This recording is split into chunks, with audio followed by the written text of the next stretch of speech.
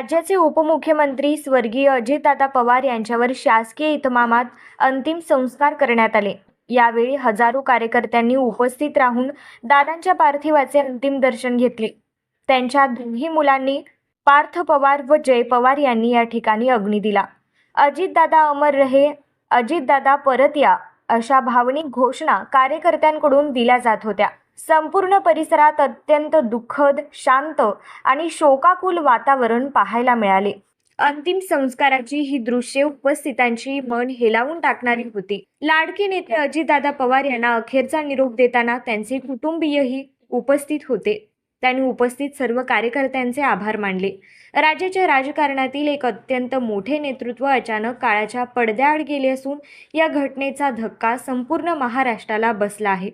अंतिम संस्काराच्या वेळी केंद्रीय गृहमंत्री अमित शहा, मुख्यमंत्री देवेंद्र फडणवीस, उपमुख्यमंत्री एकनाथ शिंदे तसेच उद्धव ठाकरे यांनी उपस्थित राहून स्वर्गीय अजितदादांना श्रद्धांजली अर्पण केली। विद्याप्रतिष्ठानच्या मैदानावर जनसागर उसळला होता। लाडक्या दादांना अश्रूंनी निरोप देण्यात आला। राजकारणातील अजित नेतृत्व अनंतात विलीन झाले आहे। दिशा न्यूज परिवाराच्या वतीनं स्वर्गीय अजितदादा पवार यांना विनम्र आदरांजली।